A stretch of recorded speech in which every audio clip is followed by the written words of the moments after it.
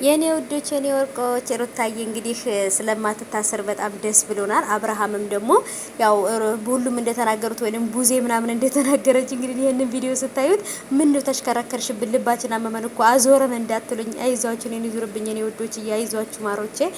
እና ያው እንግዲህ እንደዚህ ቁልት ያደርገኛል አንዳንድ ጊዜ መዳም ቤት ሁኜ ቤቴ ውስጥ ያለው እስከሚመስለኝ ድረስ ያው ያሯሩጠኛል። ያው ታውቃላችሁ አንዳንድ ጊዜ እንግዲህ እንደዛ ነገር ያጋጥማልና እነሱ ቤት ከሌሉ እኮ በቃ ቤቱ የኛ እስከሚመስለን ድረስ ነው እንትን የምንለውና ያው ሶሪ እንግዲህ ታውቃላችሁ ችግሩን። እና እንዴት ናችሁ? ደህና ናችሁ? ያላችሁ እንዴት ዋላችሁ? ብሏችሁ እንዴት ነበር የኔ ወዶች? ከኔ ጋር ሁሉ ሰላም ነው። ፈጣሪ የተመሰገነ ይሁን አልሐምዱሊላህ። ከኔ በጣም ሁሉ ነገር ሰላም ነው የኔ ወዶች። አላህ የከበደውን ያቀልልን፣ በሰላም ከሀገራችን እንደወጣን በሰላም የምንገባ ያድርገን። አላህ ከመጥፎ ነገር ይጠብቀን፣ ወጥቶ ከመቅረት ይጠብቀን፣ ከመጥፎ ከሚባሉ ነገሮች ሁሉ አላህ ይጠብቀን። ቤተሰቦቻችንንም ጠብቆልን በሰላም ያገናኘን፣ ለሀገራችን ያብቃን እያልኩኝ እንግዲህ እንደኔ በ2019 እንግዲህ መሀል ላይም ሆነ መጨረሻ ላይም ሆነ ዞሮ በ2019 መግባት ያሰባችሁ ኮሜንት አስቀምጡልኝ።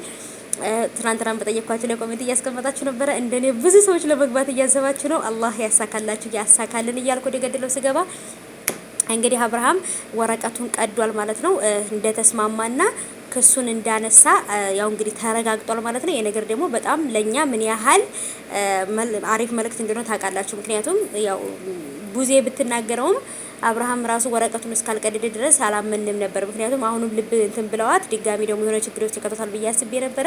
ግን ደግሞ ደስ ብሎኛል ሁሉ ነገር እንትን ስላለ ማለት ነው። አባይቦችና እንግዲህ ያው እንችለዋለን ትላላችሁ። ያው እንግዲህ ሙድ እየያዙብን ነው። እኛም ደግሞ በእነሱ ላይ እየያዝንባቸው ነው፣ አላወቁም እንጂ ማለት ነው። እና ስለዚህ ሀባይቦቼ እንግዲህ ደስ ብሎኛል። አብርሃምም ሁሉ ነገር ስለተወ ከዚህ በኋላ የሩታን መከታተልና የሩታን ህይወት ግራና ቀኝ ከመከታተል የራሱን ህይወት ይኑር። በቃ ከሩታ ህይወት ይውጣ አብርሃም ማለት ነው። ምክንያቱም የማይረባ ሰው እናንተ ጋር ሆነም አልሆነም ምንም ትርጉም የለውም። በነገራችን ላይ ምንም የሚለውጥላችሁ ነገር የለም። እና እንደዛ አይነት ሰው ደግሞ ከህይወታችን ጥረግርግ አድርገን ማውጣት ነው፣ በበረኪና ማጠብ ነው። በቃ ከህይወታችን ማውጣት